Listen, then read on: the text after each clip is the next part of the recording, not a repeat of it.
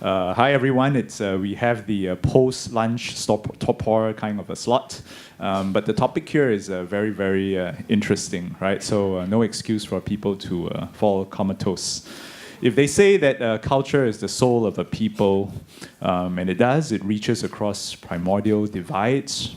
It connects the everyday to the eternal.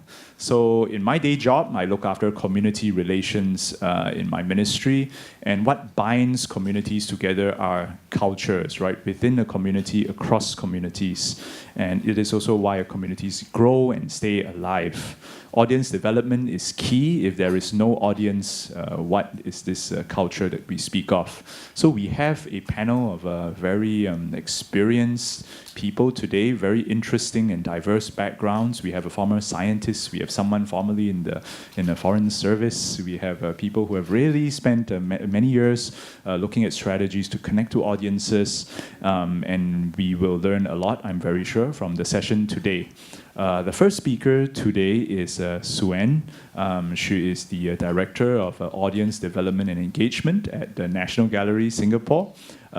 She's done this for many number of years, and she's responsible for bringing us very, very wonderful experiences, right, in the placemaking kind of strategies that the National Gallery has so distinguished itself. So without further ado, could I invite Suenne to give us her presentation? Thank you very much.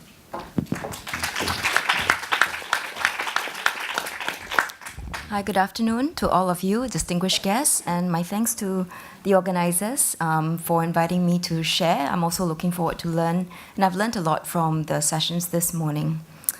Let me just start with saying that the National Gallery is just about slightly over 2 years old, a very young institution, and with, I think, just open for about 806 days, to be quite exact. So we opened in November of 2015, slightly been in full operation for over 2 years, but it has been a 10-year project in the making. So the ideas of converting both these buildings, the purpose, the planning, the construction, took us on a journey for 10 years, and many of us had joined the project way before the doors opened to the public. So it's truly heartwarming for us to also see the public reception. To date, we have received over 3 million visitors since November of 2015. But one vision that has always underpinned what we do is for the National Gallery to be a place where people can be inspired by art, and also for it to be a home to all Singaporeans, to be a home for art to all Singaporeans. So what you see on this first slide is essentially a celebration over 2 weekends. The facade projection was intentionally bringing to life the collection that people have not seen when it was in storage or when we were part of the former Singapore Art Museum building. Only parts of the collection, or less than 10% of the collection, were shown to the public. So only bits and smaller clusters were rotated. So this was really the first time that we could present the entire, I would say a significant part of the national collection to tell the Singapore story, and also the story in relation in the context of the larger region.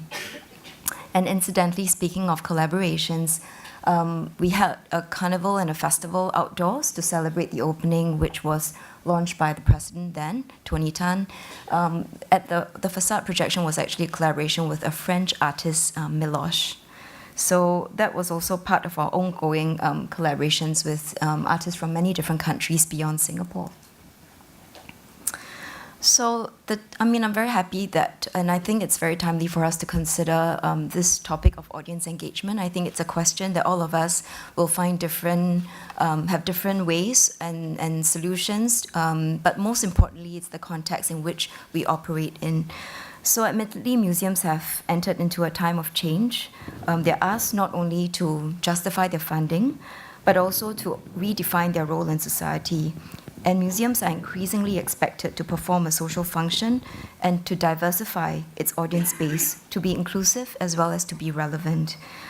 In 2004, the ICOM, International Council of Museums, which basically establishes values and principles shared by the world museum community, redefined its definition of a museum to include the social dimension of museums, because it sees museums to be social spaces.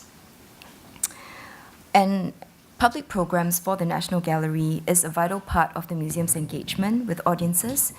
Through programs, we look at how we can enrich knowledge, how we can extend appreciation, how we can build an understanding of the museum's collection, of the art histories, of the art developments of Singapore, the Southeast Asian region, and through various different ways that we can create innovative programs that connect, that are relevant to our audiences. And as part of our ongoing audience development and outreach strategy, we take into consideration people who are not only traditional museum visitors, because we feel that it's important for any gallery or any museum to balance resources between audiences who are relatively easy to reach and those who are more inaccessible, between programs which attract large numbers and others which meet minority needs, and between initiatives that seek to repeated visitation by existing audiences and those which aim to attract new audiences. So these are the various dimensions that we constantly need to balance as we think about audience development approaches. So at the gallery, because we firmly believe that art can shape our sense of self and our place, our public programs aim to create meaningful connections between art and the ideas embodied in them. And we use programs to help frame these issues meaningfully in a way that best connects with audience across different age groups. So in this regard, I thought I could share, or it would be useful for me to share on 3 program initiatives that the gallery has embarked on since our opening, and also the thinking behind each of them in relation to the broader issues of audience development and engagement. So let me just start by talking about where we are located. The gallery is one of many civic district institutions that are located in a very historic part of Singapore, which is called the Civic District Precinct. And many of us it has often been referred to as also the birthplace of modern Singapore for many reasons.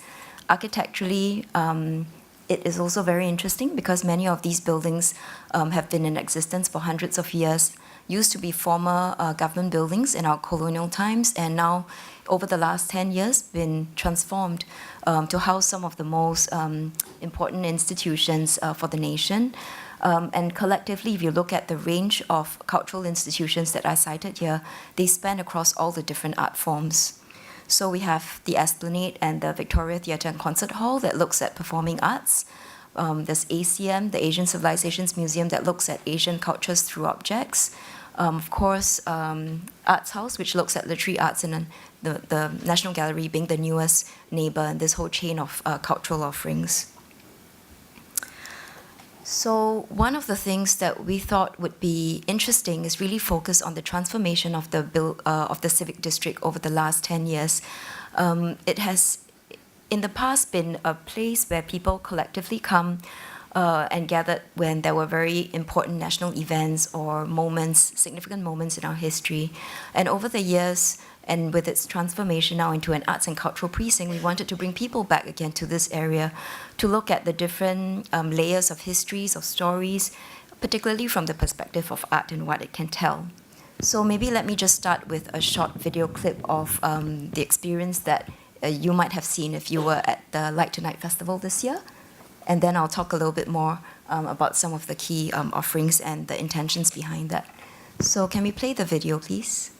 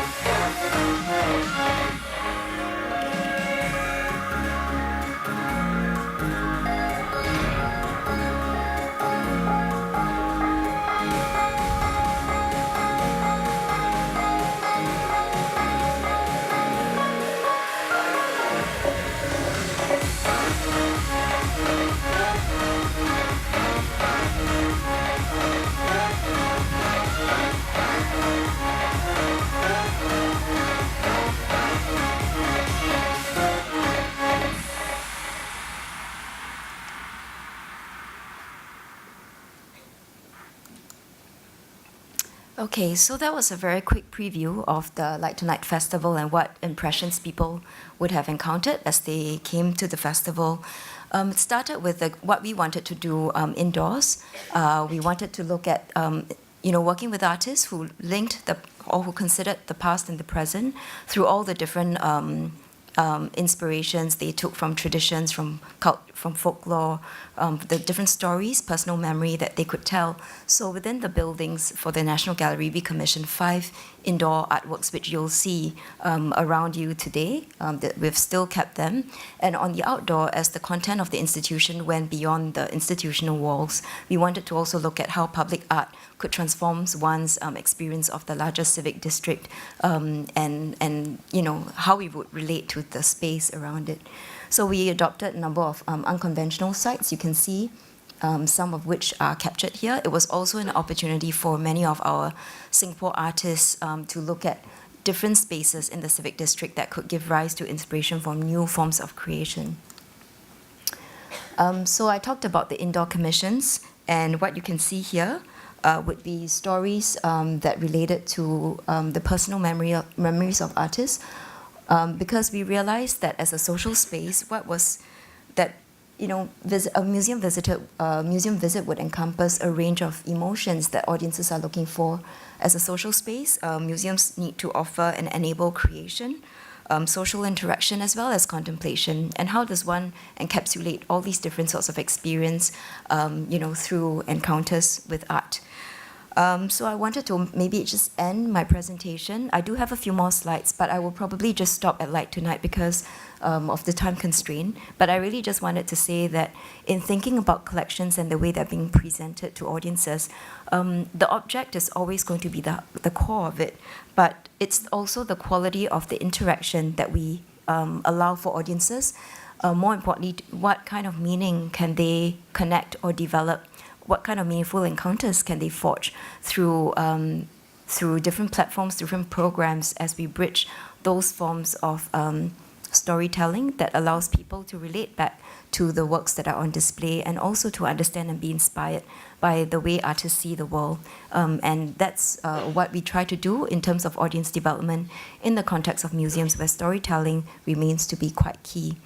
So because of the time limit, I'll just pause my presentation here and leave room for more questions and answers, and I'll be happy to take your questions later. Thank you.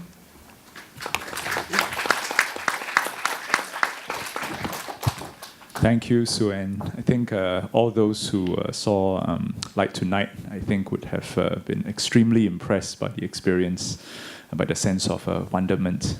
Our next speaker, Mr. Olivier Boisson, he has a very diverse international experience. Was in West Africa and was also in North America, flying the flag, right? And now he is looking after the visitor experience at a unique and also a young museum in Paris, right? I shall not attempt to mangle the name of the museum. I shall let Mr. Boisson describe the name, but reading the description, I think it looks at a topic that is very old, but very compelling, and I think it's filled with stories that are worth presenting to generations to come, not just of French people, but also to the entire world. So could we put our hands together to welcome Mr. Olivier Boisson.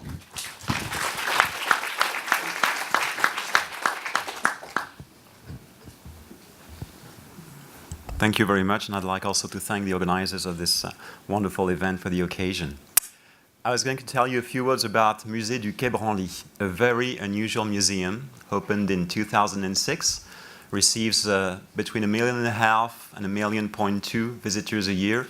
Very, very unusual, both because of the building, because of the concept. It's a museum designed to lose yourself.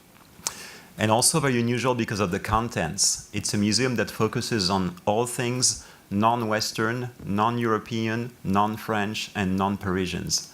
And so for that reason, unlike what Mrs. Pégard was describing about the Palace of Versailles this morning, our audience is massively made up of French nationals Although we have almost 20% of foreign visitors, it's French nationals that really make up the bulk of our visitorship. And so we have to make sure that we build loyalty and that those visitors come back again and again to the museum, to the tune of 1 million, 1.5 million a year. I chose 2 very precise examples in terms of audience development. I could tell you about dozens of projects and programs that we offer, but I chose only 2. One is called More Better Contacts, Customer Relationship Management at Quai Branly. Now, customer relationship management in a museum context is fairly unusual, and it's something that Quai Branly has integrated to its own strategy. The idea is to develop a personalized relationship with visitors, whether they are familiar with us or whether they are prospects. And so building more loyalty, and in terms of sales, because we are also in charge of the sales system of the museum, generate more sales ultimately. This also applies to what we call prescribers, tourism professionals, heads of not-for-profit groups, notably for the disadvantaged and the disenfranchised. Those are to be taken into account at the same level. CRM, customer relationship management in a national museum, is a very specific context, however, for several reasons. As I mentioned, one of the missions of a national museum is to draw more visitors from specific groups in society as part of the national policy for culture and the arts, even at a financial loss. So for instance, if you welcome, as we do, many groups from disadvantaged parts of society, this will generate no revenue to the museum. But this is part of a national policy, and as a national museum, this is part of our mandate.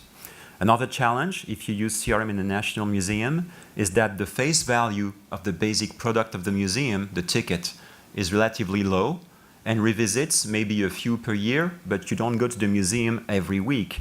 So you don't build loyalty the way you would build loyalty if you were, say, a retail store or an airline with people betting on the financial incentive. They don't build loyalty with you because of financial incentive, so you have to be more creative and offer them other things. Also, you cannot rely on a lot of data about visitors the way you would do if you were a retail business, for instance. And finally, you have to address both business to business with tourism professionals and business to client, to visitors directly, targets at the same time. The sales system of the museum today is fairly simple. There are 4 channels: on-site at the museum, through ticket booths, or through automated machines. We have lots of those automats, and they work fairly well. Over the phone, on opening hours on weekdays, or by regular mail. One new item which I will focus on is that since last year, we have our own sales system directly online on the museum's website. So we don't have to go through delegate sales, and we don't have to go through an organism that would have a monopoly on sales. Finally, we have residual sales through distributors. But you see, the point for us, which is interesting, is the data we can get from the 3rd channel. What worked for us is to have an incremental approach. As was mentioned earlier today, this morning, we chose to start small and then build it up from there with a successful experiment. The good thing of an incremental approach is that you can get a clear picture of the various sources of contact acquisition, and you can evaluate the amount of effort corresponding to each type of source. For instance, it's usually a good bet to start with members of the museum because usually you have a lot of good data about them, and so you can build customer relationship management starting on that target audience, and then you can tackle more difficult parts of your target audiences. The level of contact qualification is also a challenge, but what you can do is work incrementally. You can start with some quality data, and then you have more quality data later as those visitors come back to the museum. The link up. This is something important for us. Since January 2018, so about 2 months ago, individual buyers' data from our online museum website sales channel, that's about 15% of our sales. So it's really an experiment, 15% only. Still, that data from sales made online, as well as sales made from tourism professionals and heads of nonprofit groups, are integrated into our database. We built a computer link-up between the sales system and the database. And so if you buy on the museum's website, your buyer data will go directly into the database. That integration encapsulated a year's worth of buyers' data from January 2017, when we pushed the go button on our direct sales online, through early 2018. And we asked the manufacturer of our sales system to create a backup of that whole year of data. When we were ready to transfer that, we transferred everything in bulk into our database. The integration increased our database of qualified contacts by 13,000 new entries. Not so much compared to the size of our database, but those are qualified with buyer data, so very precious for us in a CRM strategy. Recent examples of CRM at Quai Branly. In addition to our 8 targeted Department of Visitor Experience e-newsletters, we have e-newsletters for general public, for family audiences, for education professionals, young adults, people with disabilities, disadvantaged groups, so many segmented newsletters. On top of that, we incorporated new contacts from the donors and sponsorship department and those of the research department as well. Also, to spice up our own email campaigns, last year we used registration to special events to create anticipation. We created animated e-newsletters images to announce special package offers. We used text message campaigns to members of the museum. And also we used what I call FOMO e-newsletters, the fear of missing out. So we send those usually just before an exhibit opens and just before it will close. So we create that fear of missing out, which is a very strong level, gives you very strong leverage with the audience. The direct online system of the museum was also tagged, which allows us to monitor traffic and analyze e-campaign performance. What results so far? Again, it's a small experiment. That channel, direct online sales, 15% of our sales, 15 only. And our database today, that's about 170,000 contacts, up 20% from a year ago. And half of that 20% was generated through what I just described, which is the transfer from our sales system. Over 100 e-marketing campaigns have been launched, hitting over a dozen different target audiences. And the CRM has allowed us to refine contact profiles, have more targeted email campaigns, and we also have started to define several automatic campaigns. For instance, happy birthday text messages to our members of the museum, special notifications for specific events, reminder, retention email. If we see that a member has been with us for 2 months without visiting the museum, we will send him or her what's going on message. For instance, you haven't been to the museum yet, so we use the culpability, guilt, leverage this time. It's all very basic, but it seems to be working fine. So that was the quick experiment on the link up between sales and database. I will now move on to another quick example, but I'll just mention what we can expect. Interconnection creates better, more qualified data acquisition. Just for the record, our customer relation management system is Microsoft Dynamics, and the sales system is very well known in Europe. It's called IREC, I-R-E-C, IREC version 5 so far.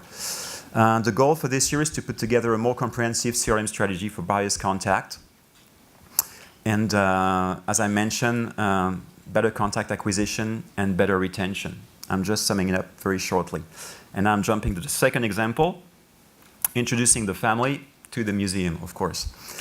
This has to do with our family audiences. As I mentioned, the museum has the bulk of its audience is made up of French nationals. If we want to ensure loyalty and revisits, we need to have a multi-generational approach. And if we need to have that approach successfully done, then we need to focus on families so that each member of the family has a good reason to come back to us.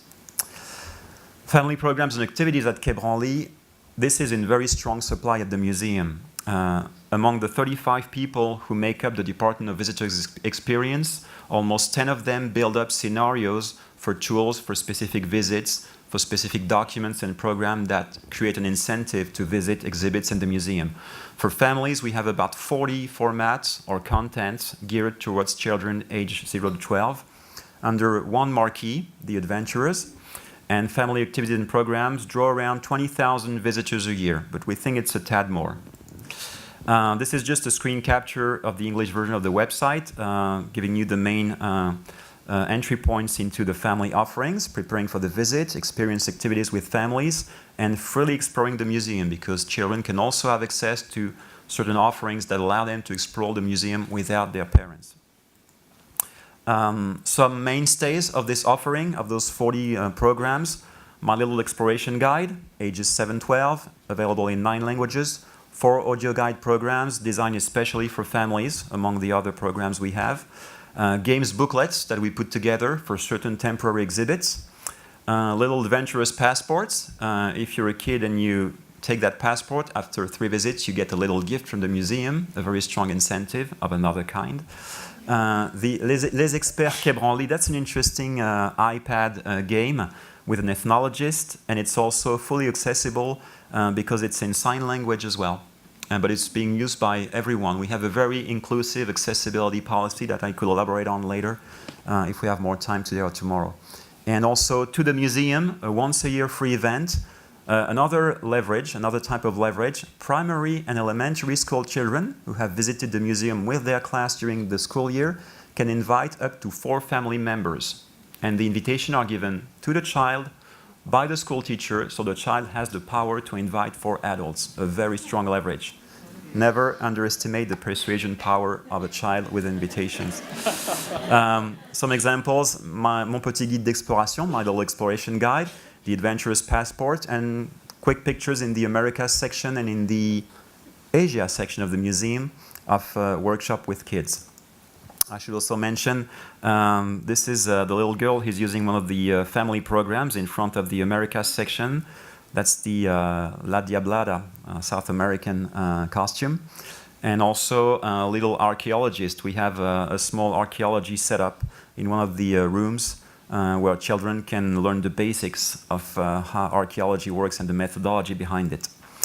Now, those were the mainstays. In terms of new offerings, My Little Exploration Bag uses all senses for the North African section: sight, smell. We have small excerpts of spices, for instance, and different types of fabrics, so they can get a feel, literally, of what those cultures are using in terms of material. My Little Narrated Tour, we started this year, ages 0 to 3. Interesting challenge for staff, but it works very well. And Family Sundays, which we launched last year. Family Sundays is really a free sampler to the museum's full range of offering for families, because it's during one Sunday, during each short school holiday in France, and it's on a first-come, first-served basis, no registration, no fee, free access to a sampler of activities, and then it creates an incentive to use those activities in the museum's catalog. This is Mon Petit Sac d'Exploration, My Little Exploration Bag from Morocco. You can see the various pouches with spices, with fabric. We're thinking of another one for the Americas section for this year. And you also have, at the bottom right corner, the cover of the small booklet, which sums up all of our family offerings, of which I have a few copies if you're fast enough today.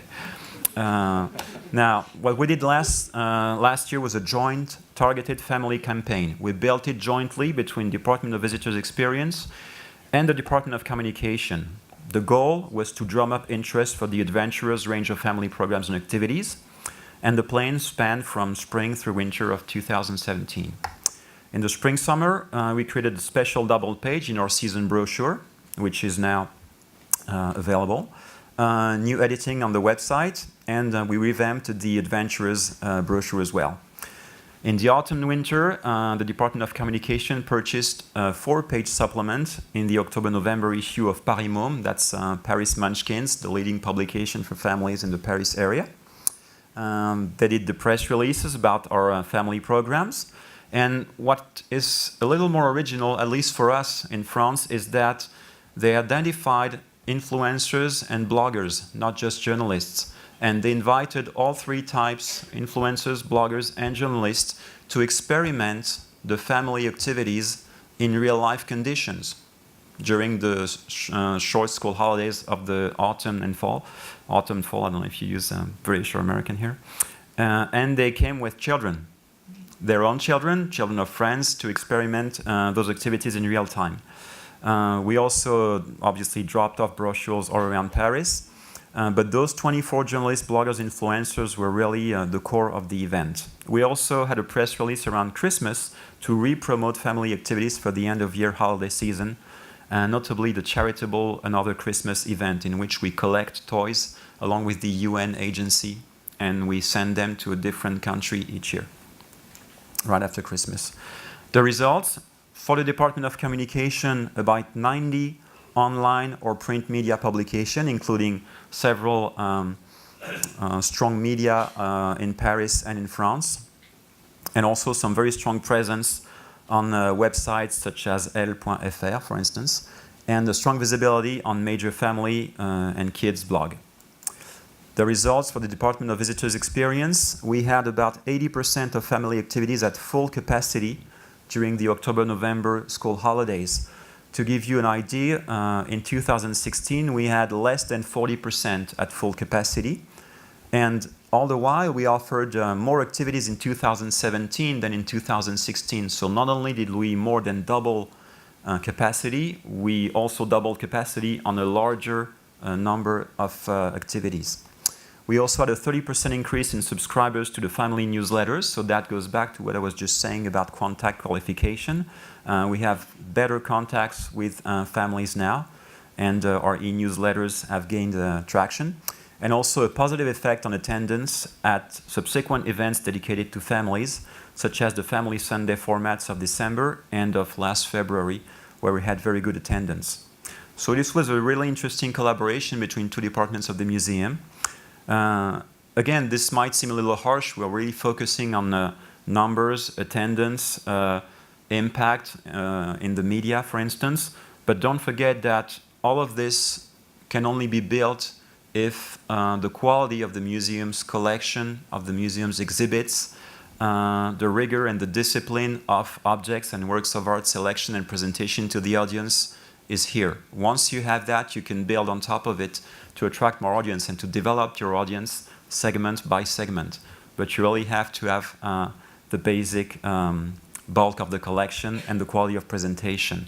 And once again, as was said earlier today, at least from our perspective, what worked well was to try things at a small scale and then have a more systematic approach if we saw that it worked well. But we didn't try to do everything from the get-go and have this messiah-like approach, very universal approach that the French sometimes tend to adopt, where we would do everything right from the get-go and everything would go very smoothly. So we start small while being ambitious, but we start small, and if it works, we keep it going. You didn't get to see the museum, so I just wanted to finish with this outside view. And just to close it up, this building by Jean Nouvel is highly unusual, even by French standard. It's also highly unusual by Western standards, because as I mentioned, both the garden, the building, the collection space, everything is made so that you will lose yourself. So if you're in charge of visitors' experience, good luck with signage and directions.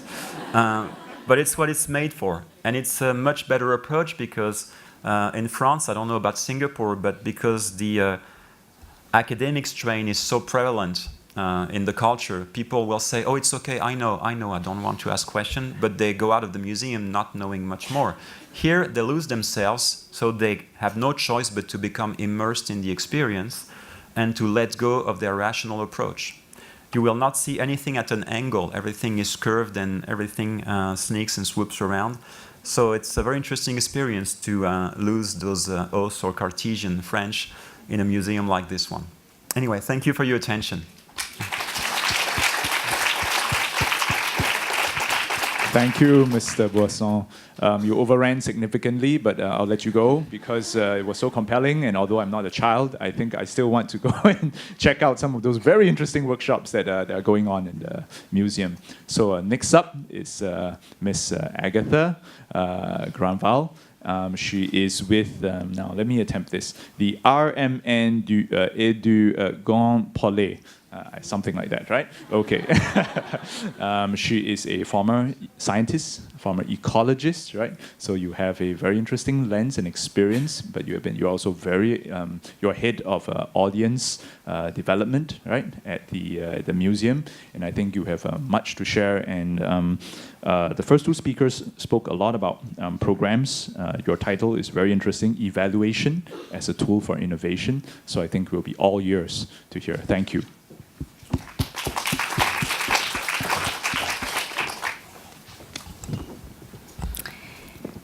So I have chosen to present 3 examples of an innovation. Where is the innovation that have been evaluated by the public. But first, I would like to give you a brief introduction to the RMN Grand Palais.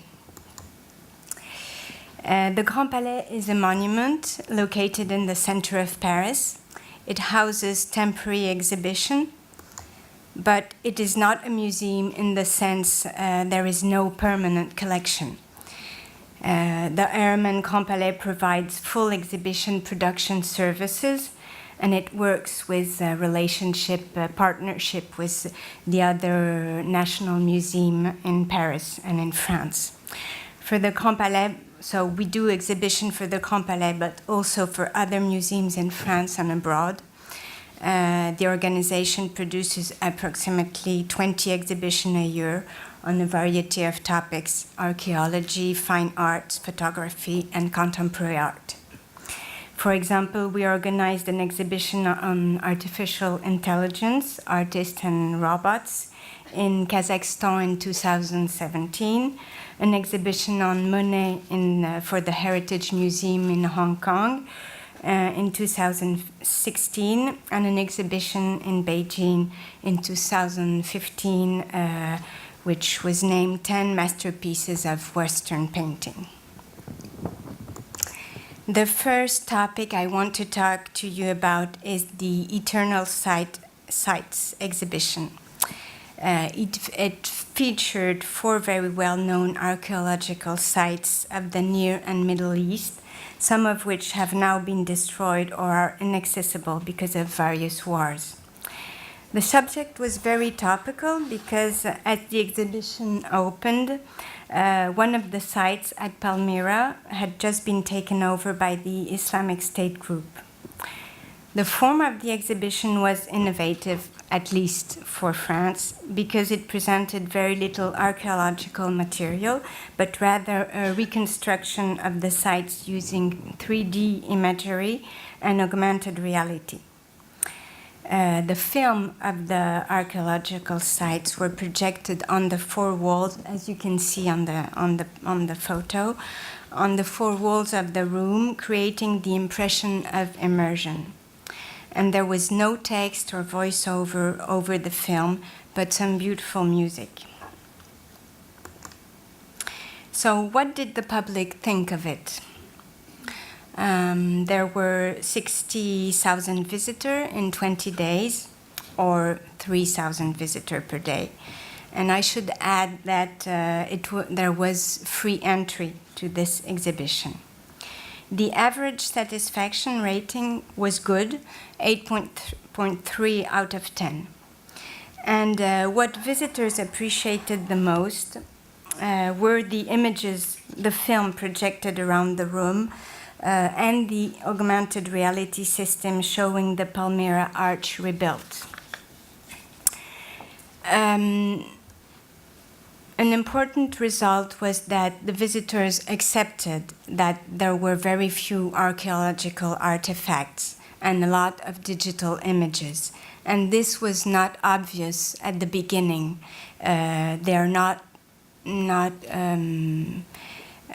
It doesn't happen very often that we do this sorts of exhibition. I didn't say it was an exhibition that we produced with the Louvre. What emerged from the interviews with visitors, it is the emotion they felt in looking at the film. An emotion due to the beauty of the images, the quality of the scenography, and the sadness of knowing these sites are threatened. The digital nature of the exhibition attracted people interested in new technology, but they were mostly interested in the theme of the exhibition, and this is a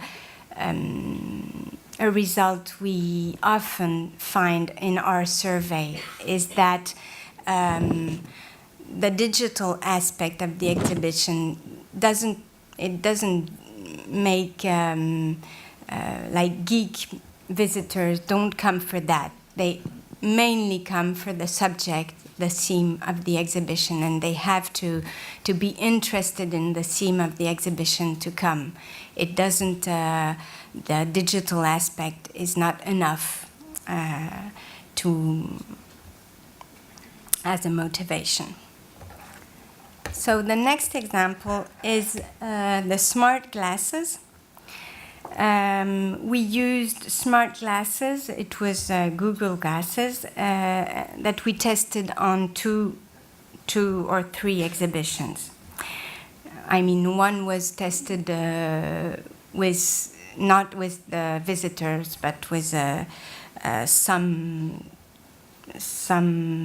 testing visitors. The glasses were equipped with an earpiece providing an audio commentary, just like an audio guide. But what the glasses provide in addition to an audio guide are the images, photo or videos that are displayed on a virtual screen in the top right corner. This allows for a richer commentary with photos of the artists, subject that inspired the artist, or film of the artist working when it exists. And visitor had to pay to use the smart glasses, and more than for a simple audio guide. For example, they had to pay €8 for smart glasses and €5 for an audio guide. We surveyed visitors for their feedback, and the satisfaction ratings were not good. 4.7 out of 10, and 48% of the visitors were dissatisfied. Why? Because the glasses had technical problems, the batteries ran out too quickly, because the visitor were struggling to handle this new device and its various functions. For example, it was necessary to scan the works to launch the commentary, and that was not always easy to do.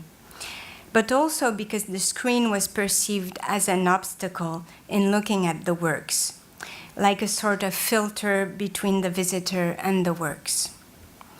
So what is interesting is that the new possibility offered by this tool lead to new expectation. Visitor would have liked more images for all the works with a commentary, and these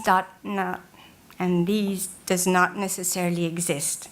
They wanted to see films about every piece of work, or what had inspired the artist about every piece of work, and it was not possible. So in the end, they were asking much more, and we couldn't give them. We also discovered that this new tool for mediation attracted visitors who were already familiar with using an audio guide. Its modern look and technology did not attract a wider audience. But the most satisfied visitors were those who came with teenage children. They told us that thanks to the smart glasses, the teenagers had spent more time in the exhibition and were more interested in the content. But in the end, the device had not been used again, and in fact, Google is no longer marketing its smart glasses. So it's an example of how the survey leads us to adapt our new tools in response with the satisfaction of the visitors. So the third example are the MOOCs. We have run 3 MOOCs on 3 subjects in connection with our exhibition and art history courses. The first one was on Impressionism, the second one on Picasso, and the third one on a short history of art.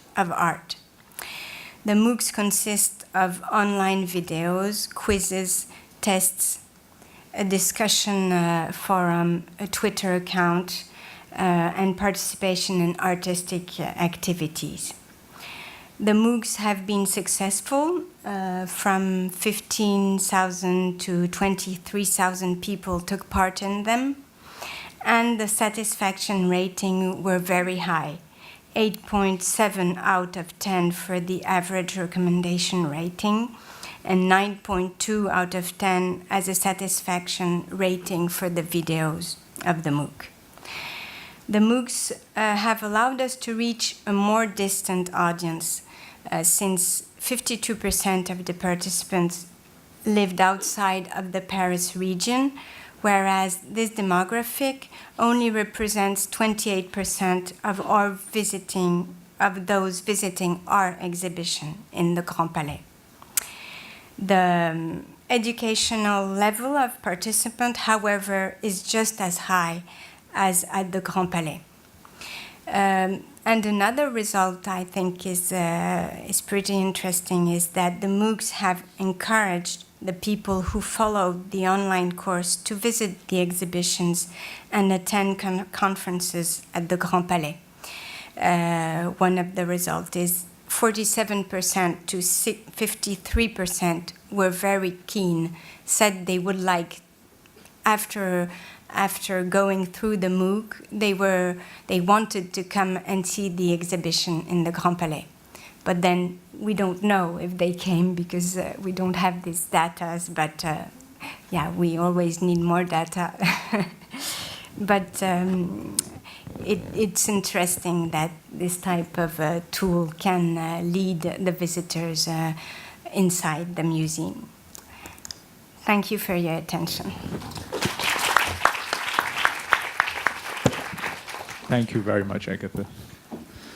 I think that was very frank sharing, especially about the smart glasses, which seemed very cool, right, to everyone at first blush.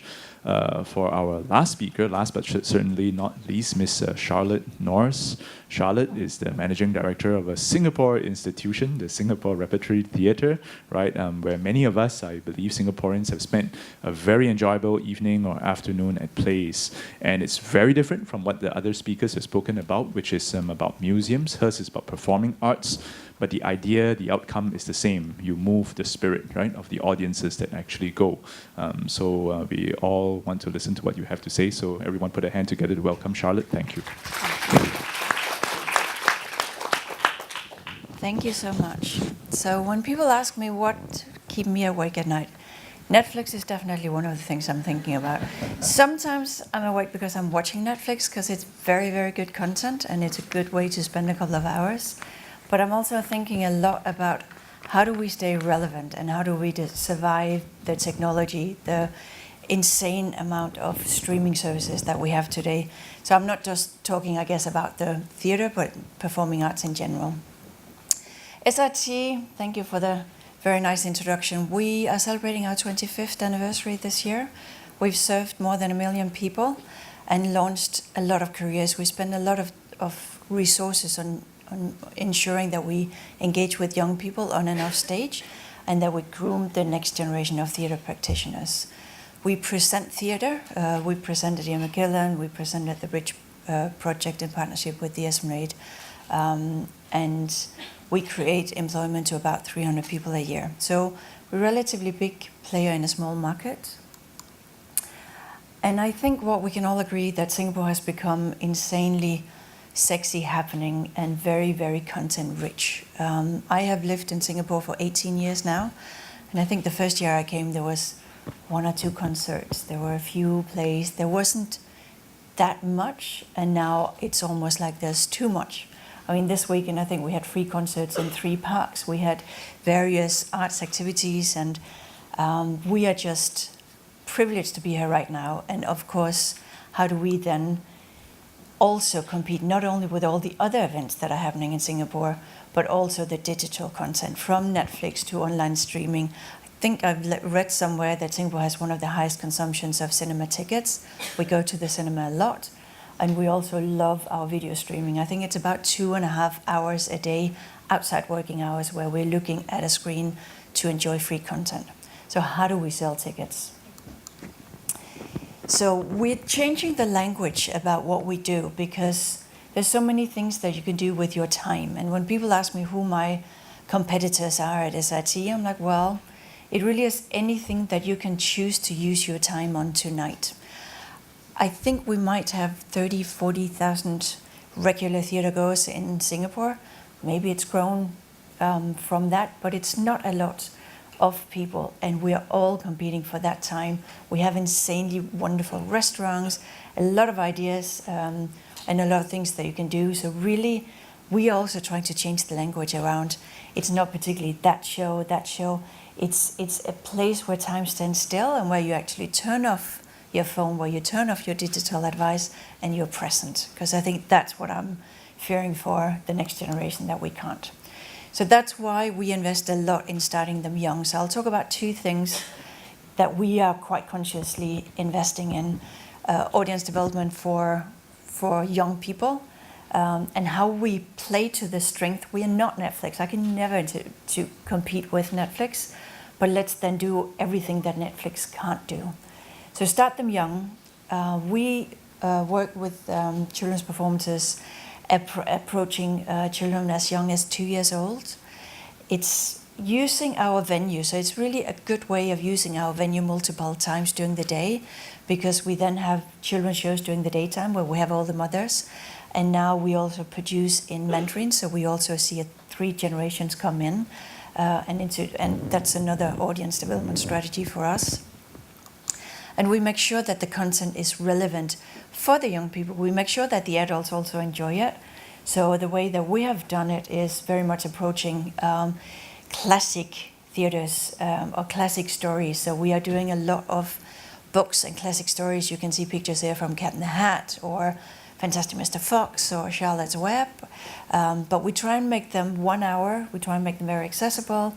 We try to make them also financially accessible, so it's not very expensive, because again, we have to compete with free entertainment options for the weekends. And again, we try and play to our strength. So a few years ago, we did the first censored musical.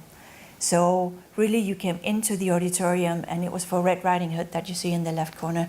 So when Red Riding Hood walked into the forest, we blew pine needle scent into the auditorium. When she went into the bakery, it smelled beautifully of cake, and it played with the voices of the actors, but it really enhanced that experience that you won't get if you sit at home alone in front of your screen. So we're really trying to look at how can we do it, how can we do a better job of the whole experience, curating experiences around the theatre visit. We also tried to do more in the community. SIT has always been known for, we're one of the only theatre companies with our own theatre, so we need to fill it. Let's use the theatre, because that's why we have all the bells and whistles, lights and sound. But we also realize more and more so we have to be in the community. And that's where people that might not buy a ticket yet will go and see our work, will get familiarized with the brand. So we do a lot more now working with libraries or community centers, and we go into the schools. So we really take our art making into the schools. That's a huge part of our audience development. And then we build unique experiences. I think like both at the National Gallery here and what we do, we move once a year or every second year, we move one of our banner productions to the beautiful Fort Canning Park. We do Shakespeare in the Park. They do it in London, they do it in New York, and we want to make sure that we have it here as well. It is about Shakespeare, and we do it insanely well, I think. But what it's about is creating that unique experience that you won't get in a traditional setting. So like when the National Gallery do projections on the beautiful buildings here and get people out, we make sure that you can bring your picnic, you can bring your wine, and we again see 3 generations come in and enjoy theatre. So it's very much about that experience. The art has to be good. The art has to be very, very good, because again, if we don't deliver every single time, people are not going to come back again. So we can't compromise on the quality, and I think we have always made sure that SRT were able to work on a very high level. But look at it, I mean, it's fantastic. And we have about 10,000 students, so about a third of our audiences for Shakespeare in the Park is students. Many, many of these students come for Shakespeare for the first time. Many comes to the theatre for the first time. And if we do it well, they actually get off their iPads, they actually get off their iPhones, and they listen. And sometimes when I sneak around and say, hey, you're actually at the theatre, why don't you watch? No, I'm Googling, I didn't quite get that. And so it's also wonderful to see how we try to make them turn off their phones, but sometimes when they do, they're actually fully engaged and they have a good time coming out. So food and wine and the F&B options are very important in this theatrical experience. But the production has to be really good. So we try and contemporize it. So we try and also understand our audiences. We do focus groups with young people. We try and understand what is a good experience for especially young people. Our audiences are very young here. I grew up in Denmark, and my first theatre job was with the theatre I later started working at, and it was more than 150 years old. We are 25 years old as a theatre company, and we're one of the oldest. So we have come such a long way as an arts industry, and as scary as our jobs are right now, I think it's also a very, very exciting time to be here now. So again, enhance the experience, play to the strength. Don't even try and be Netflix, because we aren't. And then we try and engage people. How do we also engage people who actually bought a ticket? Because what sells our ticket today is not an ad in the newspaper. It is about people talking about the shows. It's getting people in for the opening weekends, and then they will go out and talk. And they also donate more if they're engaged and if they understand what you're doing. Then they will also donate more and come more and tell their friends. So Shakespeare in the Park was, we couldn't do it last year. I didn't have the financial resources. So we were like, what should we do? And we're like, let's ask the people who've actually bought a ticket, would you like to come back? And we need your help. So sometimes you also just need to ask and engage. So we did some SOS dinners, Save Our Shakespeare, and we played a little bit to the content of Shakespeare in the Park, and said, well, you know, don't be the cause of killing Shakespeare. So we put the onus a little bit on our audiences as well, and it worked. We actually did reach our fundraising goal as well. We also, I think we work harder than we ever have to get the audience numbers, but sometimes we also just try and go out. So of course we have to engage a lot on social media, but also taking some of our actors out now. There's a lot of, I don't know if it's relevant to your countries, but right now we see a lot of private members-only clubs. We see a lot of co-working spaces. So if that's where people are spending their time, we try to be there as well. So we do talks, we do career day talks, and we go and do like 5 o'clock go home after work, talking about the things that we do, and have some actors sing a song, and just really try and think of different ways where we can meet people and talk about our work. So do I think that we have a chance to survive Netflix? And I obviously think we do, and I think we have a shared interest and a shared understanding that the arts is very important also in a very modern society like Singapore.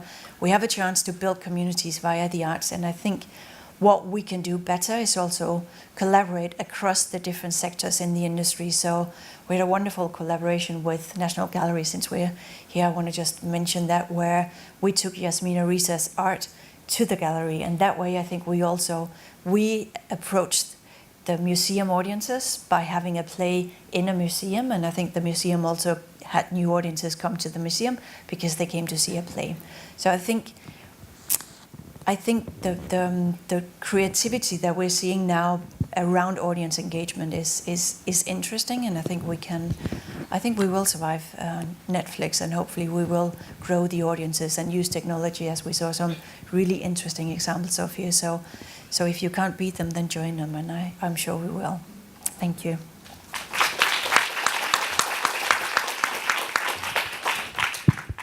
Thank you so much. That's a real excellent summing up. I think indeed the competition is with other forms of experiences. It's not just with fellow performing arts theatres or with other museums. You're really competing about things that suck away your time, right? We also heard about very interesting strategies to hook customers and very systematically track them, keep them on board, leveraging on our fear of missing out, FOMO. Thank you, right, Mr. Boisson. And also the large-scale kind of programs that Suenne have done, executed so very well at NGS, as well, of course, as Agathe. Very systematic experiments, learning from things that don't work and scaling up things that do. So let's start the Q&A program. We don't have a lot of time. I will give priority to brave and interested people who stand up, right, and ask questions. If not, we will check out the pigeonhole. Are there any takers? We don't have a lot of time. Quite a few of you directed questions to some of our speakers, so now's a good time to ask any of these questions. If you don't, I'll go to pigeonhole. Okay, everyone is still shy, right? This is the top. Is it working? Let's see. Okay, this is the top question. It's about how we are, cultural institutions are being inclusive. But by being inclusive, it means that your strategy has to what? Because your audience segmentation strategy, how does that affect your audience segmentation strategy, right? Many of you spoke about families, you spoke about young people. Not so many spoke about old, senior people, I think, but who are also a very relevant audience, right? They're in fact the traditional audiences. So how do you manage that segmentation strategy? And I think there's another question actually about technology, right? About how, whether or not technology replaces authentic experiences that our audiences get. So maybe if I could get the speakers to share your thoughts, a fusion of these two ideas. How do you have a very inclusive strategy, and how do you also incorporate technology into it? You have all recognized technology, and technology meaning Netflix is part of the whole game too, right? You've all recognized how technology, whether at the back end, at the front end, is very useful to get people on board. Could you please share your thoughts on how you could adapt and use technology? Some of you have spoken about it a little bit. If you'd like to elaborate, this is a great time and a great opportunity to do so.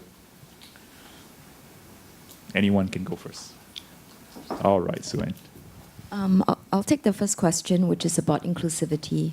I think one of the things I didn't get to share, didn't have the opportunity to share, but something that's very close to our heart is how can we make the museum truly accessible to underserved audiences. And by underserved audiences, we can look at them from people who simply do not have the opportunity to step into the museum, perhaps because they are disadvantaged physically, or perhaps they come from lower-income families. But I would like to just share two initiatives that the gallery has embarked since opening. The first, really working with experts from NUS, the National University of Singapore, and the National University Hospital. So this was a survey that we wanted to study how art can actually delay the onset of patients who have been diagnosed with early stages of dementia. And I think that's quite an important study because Singapore is an aging society. So what we did was that we worked with our volunteers and also the experts, the therapists who were dealing with this group of patients. And consistently over a period of 10 months, we actually did a pairing between our docent volunteers who were talking to them. So they weren't leading them on tours, telling them about the artworks as how a normal museum tour would be led, but rather they were actually having conversations. That means they were using images that these patients might, trigger certain memories of old Singapore, of their childhood, of growing up, their personal sharing, their personal history. So they would have a conversation within or inside the gallery, and it's through the monitoring of the conversations that the therapist would then do certain studies to see whether truly has, this conversations around art improved the quality of life for these patients. So that's an ongoing research that we're continuing, and we think it's quite meaningful. The second initiative that we did was really working with the Society for the Hearing Impaired. So we did a series of sign language tours, again using a similar format in the Singapore Gallery, and we worked with sort of a sign linguist and also the docent, and it was also allowing us to connect with an underserved population. So for both these groups, I think because the realm of special needs for servicing people with disabilities is simply very, very large. And I think we have been talking, there's a consensus about starting small. And truly, I think by starting small, it really allows you to fine-tune the ways and to perhaps improve the quality of the program. And that's something that we're committed to do as we continue our journey. I'll just add to what Suenne mentioned in terms of opening to underserved audiences. Musée du Quai Branly for about 10 years now has been working with communities outside of Paris with long programs, typically 2-year programs with dozens of activities that engage audiences and ultimately bring them to the museum. For instance, currently we are engaged with 6 different cities southeast of Paris. And in the year 2017, the various activities we co-built and co-programmed with local institutions there touched 10,000 people, and out of those 10,000, 5,000 ultimately came to the museum, which is a huge conversion rate. And one of the things we do within that format is that we bring authentic works of art of the museum to those places and locations. This is highly unusual, and this has also a high logistical and financial cost. But to the president of the museum, Stéphane Martin, anything that the museum does outside of its walls should be of equal quality, and I quote him, equal dignity to what is presented inside the museum. So we are one of the very few museums to actually bring works of art from the collections outside of the museum, be it only for one day, and we bring maybe 5, 10 works around special events, but this is something we do. Earlier today, mention was made of the work with hospitals. Last fall, we worked with 16 hospitals of the Paris region simultaneously. We shared the cost with the Board of Health, if you want, in charge of those hospitals, and that was also a very interesting endeavor. I heard about also accessibility for people with disabilities. Again, a small example that I think should be interesting to systematize is that we have a sponsorship to install tactile tables inside some of our temporary exhibits, and tactile reproduce some of the works in the exhibit. For instance, we had that with Primitive Picasso last year, which made for very interesting conversation with the Picasso administration to secure the rights for those tactile reproductions. But you have tactile image, you have braille, you have audio in French and in English, and this is not in a separate space from the exhibition. This is along the main path of the exhibit with stations as you go. So it's a way to make it accessible, and we found out that all types of visitors use those tables, not just people with disabilities. Finally, about sustainability. The first program I mentioned, where we bring works outside of the museum and when we do many other things, is sponsored. So over 2/3 of the costs are covered by sponsors and donors. For the accessibility programs, we have sponsors as well. For family activities, however, as I mentioned, I don't think this is financially balanced. This might be ultimately at a cost to the museum. But as I mentioned earlier, being a national museum, we are part and parcel of a national public policy for outreach to all sorts of audience segments. And even though this might not turn a profit, you might say, for the museum, we feel it is a very good policy in the long run to secure loyalty at the multi-generational level of families, even though it may be ultimately at a cost to us. Would the other speakers have anything to add? There's another question that is similar to what I've asked, and also one of the highly voted ones. How have museums made themselves more relevant to teens? Agathe, would you like to comment on that?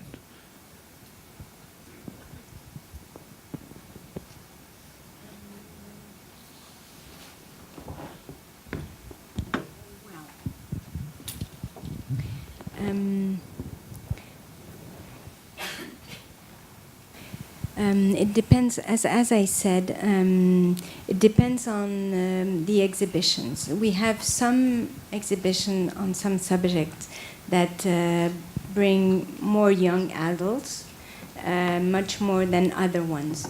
For example, contemporary art exhibitions and also photography exhibition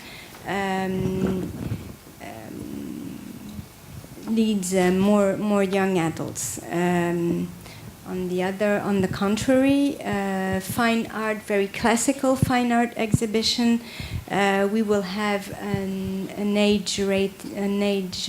average age of the public much higher. So the first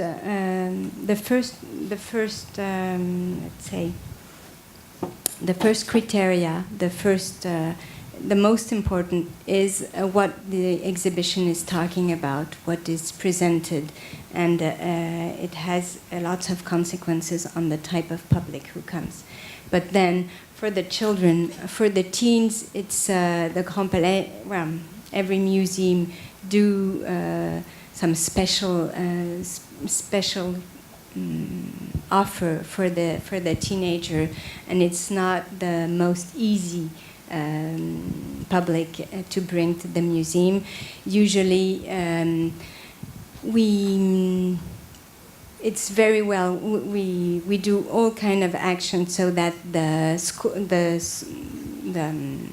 student come, and then they will come back to the museum once they're young adults, around 20, but the teenager period is not the best one. I think many have noted that you have to use the school and the students, right, to bring these groups in. Yes, Charlotte. So just coming back to accessibility, at SRT we talk about two kinds of accessibility. There's also the financial accessibility, because there are a lot of children who doesn't come to the theatre purely because of financial challenges. So we fundraise separately to make sure that we also try and enable those who can't come for financial reasons. We are also doing a lot more in access, and I think the performing arts is probably lagging behind a bit. So we're working with our friends at the Esplanade to do more access work in connection with our next production, which is Curious Incident of the Dog in the Nighttime, which is about a boy with autism. But at SRT, we're also doing signed performances. So we'll even do a signed performance for Shakespeare in the Park. I don't know how that's going to turn out, but I mean, we'll have to see. I think it's important that we start offering these opportunities and work with the different communities to make it accessible, and ask those communities, what do you need from us? How do you want us to be more accessible? So hopefully it's a dialogue that we are learning from together. Excellent. We have time for one question, right? I think one question. So anyone from the audience, otherwise I will fall back onto Pigeonhole. Okay, Pigeonhole it is.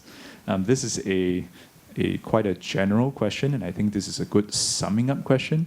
It's about how, with all these bells and whistles, are we missing the substance, right? And how can we convey that substance?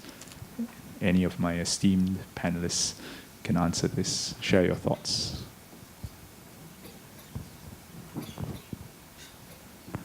I think this is something that we constantly ask ourselves, and it's part of this whole idea about balancing the tensions between, programs that are highly accessible and programs that are what is presumably less accessible, but perhaps have a lot of deeper, richer content, but requires a lot more, perhaps, effort on the part of the audience to connect. But I think what's key for us is that, say, take the Light Tonight Festival, for example. Truly, the outdoor experience was something that was quite monumental. I mean, it created the sense of place, of space, through public art. But I think what we wanted people to also understand were to come into the buildings, and that there would be special commissions, which had a lot of, where they could actually quieten down, they could spend the time, really connect with the artists and the artworks, and to understand the stories and layers behind it. So take an example of the work. As you see, when you come into the Coleman entrance, you'll notice that there are 3 large pieces of cloth, and on which there are sort of sewn artifacts, objects. So those were personal memorabilia that was collected when we went out to the community, and there were about 1,000 objects that are being sewn on those 3 pieces of cloth. And the reason why this activity even happened is because it belonged to the concept of an artist. His name is he's a Filipino artist. His name is David Medela, and his work is actually in the Southeast Asian Gallery. But the work itself is called A Stitch in Time, and it actually is a love story about his own life. So it started with him giving 2 of his ex-lovers handkerchiefs, cloth, sewing thread, and so on, and he told them they could do whatever they wanted with it. Yes, and he bade them farewell at one of the airports. Years later, at a different airport, he encountered a roving backpacker who was carrying a cloth totem. And on the cloth totem, he recognized that there were these pieces of cloth that seemed quite familiar. It had been almost like the same cloth that he'd given away. And upon just having a conversation with this backpacker, he truly realized that was indeed the object that had circulated to different parts of the world, and eventually, through this chance encounter, it came one full circle. And that inspired his series of A Stitch in Time, which was recently presented at the last Venice Biennale. And now another edition of the work is being presented in the gallery's anteroom, just right beside the auditorium. So you'll see a very large piece of cloth there, and people, any visitor of all age, can actually come in, take a seat at on one of the stools, and basically either sew something of a personal object that's significant to you, or you could sew something, you could create something using the threads that are available. And this piece of cloth collectively would be sort of like a tribute to all the voices that have contributed to it, and the artist would then collect that back, and it would belong to him. So it's something that he continues to travel and to share as he moves across different countries, and that, in a way, is a way that we connect stories, travel, time, chance, but also something quite meaningful with the community, and also that's a way to create access around content.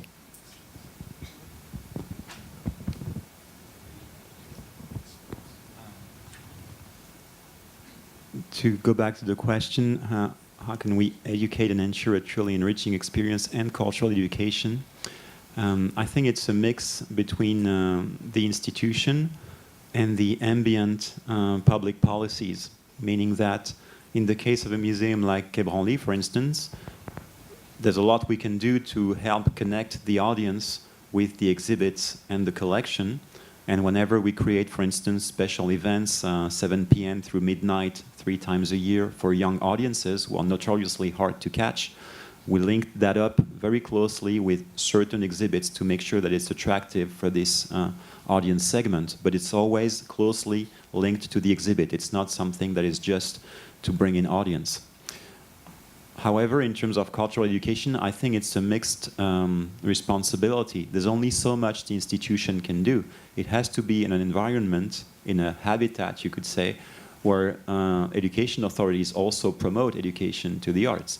We're fortunate enough that France, and that was recently reinforced, gives importance to education to the arts and culture, and so that helps us to have an audience of school children and young students who have already been sensitized to those issues. For instance, our museum welcomes over 100,000 school children a year, 120,000 last year. That's very important. They will be tomorrow's recurrent visitors. And if they already hear about the arts and culture in their school curriculum, all the better. It makes it much easier for them to enter a museum after that and not feel that the museum is something for someone else. So I think it's a mixed responsibility in a sense.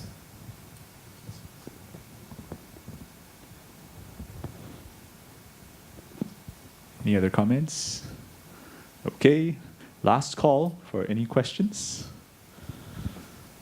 And if not, then I think we all agree that after this session, all of us are either dying to go to Paris to check out, what our friends are doing, or we look forward very much, right, to what the SRT and what the National Gallery are going to offer up next. So thank you, everyone, and of course, everyone put a hand together to thank our panelists for the wonderful